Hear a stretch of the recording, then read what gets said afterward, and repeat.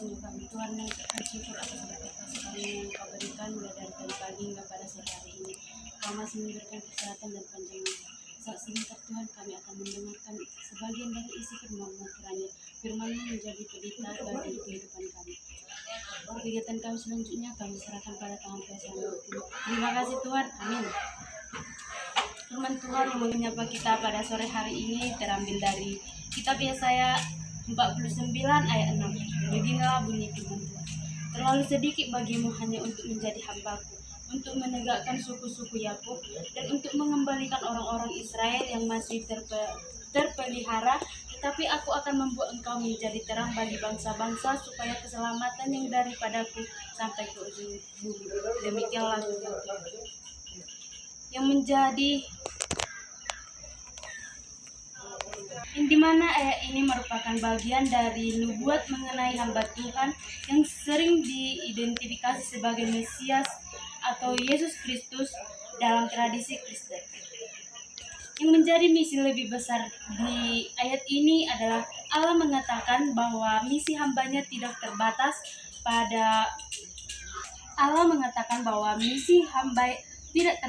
pada memulihkan Israel atau menegakkan suku Yakub dan mengembalikan orang Israel yang tersisa, tetapi diperluas untuk mencakup semua bangsa. Yang lebih sedikitnya itu menunjukkan bahwa panggilan ini bersifat global, bukan hanya nasional atau etnis, terang bagi bangsa-bangsa ini. Allah juga menunjukkan bahwa hambanya itu untuk menjadi pembawa terang, yaitu membawa pengenalan tentang Allah dan keselamatan kepada bangsa-bangsa lain. Terang bagi bangsa-bangsa yang dimaksud adalah untuk menggambarkan peran Mesias sebagai pembawa wahyu dan pembebas dari dosa, bukan hanya bagi Israel, tetapi juga bagi seluruh dunia. Keselamatan sampai ujung bumi ini menekankan sifat universal dari keselamatan yang Allah tawarkan melampaui batas geografis, budaya, atau ras. Pesan ini juga sejalan dengan tema besar dalam Alkitab tentang pernyataan bangsa-bangsa lain dalam rencana keselamatan Allah. Ayat ini sering dikaitkan dengan misi Yesus Kristus dengan penginjilan, sebagaimana tercermin dalam Perjanjian Baru. Misalnya ketika Paulus dan Barnabas mengutip ayat ini di Kisah Para Rasul 13 ayat 47 sebagai dasar untuk memberitakan Injil kepada bangsa-bangsa Israel. Sebelumnya itu, apa saudara mengetahui apa artinya amaki? Baik, saya akan menerangkan kepada saudara tentang apa itu amaki. Terlebih dahulu kita harus mengetahui kepanjangan dari amaki, yaitu A-nya anugerah, M-nya manusia, A-nya Allah, K Kristus, I iman, di mana pada kitab ini yang menjadi anugerah dari Allah yang besar yaitu keselamatan bagi semua bangsa, bukan hanya bangsa Israel. Anugerah ini diberikan secara cuma-cuma oleh Allah melalui hambanya. Bisa kita kaitkan dengan kitab Kejadian 12 ayat 3 yang dimana janji Allah kepada Abraham bahwa melalui keturunannya semua bangsa akan diberkati. Kita juga bisa mengaitkan di kitab Mazmur 67 ayat 2-3 yaitu supaya jalanmu dikenal di bumi dan keselamatanmu di antara segala bangsa. Mazmur ini mencerminkan anugerah Allah yang universal. Yang kedua adalah manusia. Dalam ayat ini dijelaskan kondisi manusia dalam kegelapan dan keterpisahan dari Allah. Bangsa-bangsa membutuhkan terang untuk mengenal Allah, sementara Israel sendiri juga dalam keadaan memerlukan pemulihan. Hubungan dengan kitab lain yaitu Roma 3 ayat 23, karena semua orang telah berbuat dosa dan kehilangan kemuliaan Allah, ini menunjukkan kebutuhan manusia akan keselamatan. Pada kitab Yehezkiel 36 ayat 22-23, Allah juga mengatakan berjanji memulihkan Israel agar bangsa-bangsa lain mengetahui kekudusannya. Yang penjelasan ketiga tentang Allah dalam kitab ini adalah Allah adalah perencanaan utama misi keselamatan, di mana memanggil hambanya untuk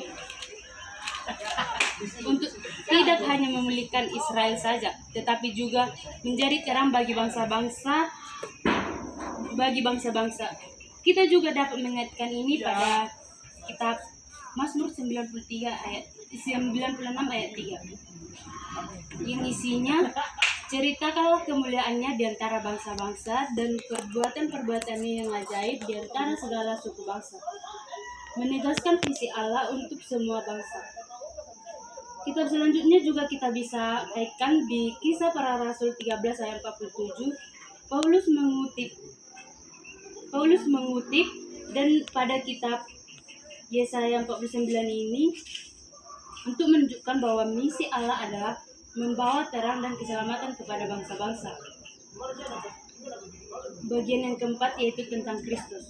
Pada ayat ini juga kita tahu bahwa hamba dalam ayat ini adalah Yesus Kristus. Dia adalah terang dunia. Dapat kita lihat di Yohanes 8 ayat 12 yang membawa keselamatan bagi semua orang melalui kematian dan kebangkitannya.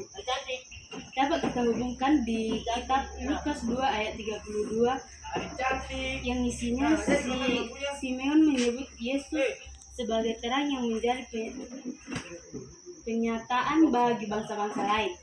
Pada kitab Efesus 2 ayat 14-18 yang berisikan Kristus mempersatukan orang Yahudi dan non-Yahudi dalam keselamatannya, menggenapi visi Allah dalam Yesaya. Yang kelima, bagian iman, menjelaskan respon manusia terhadap anugerah ini adalah iman kepada hamba Allah yaitu Kristus sebagai terang dunia. Iman adalah jalan untuk menerima keselamatan yang Allah tawarkan kepada kita. Dalam penjelasan ini kita dapat mengambil dari Yohanes 3 ayat 16 yang berisikan tentang barang siapa percaya kepadanya tidak binasa melainkan beroleh hidup yang kekal.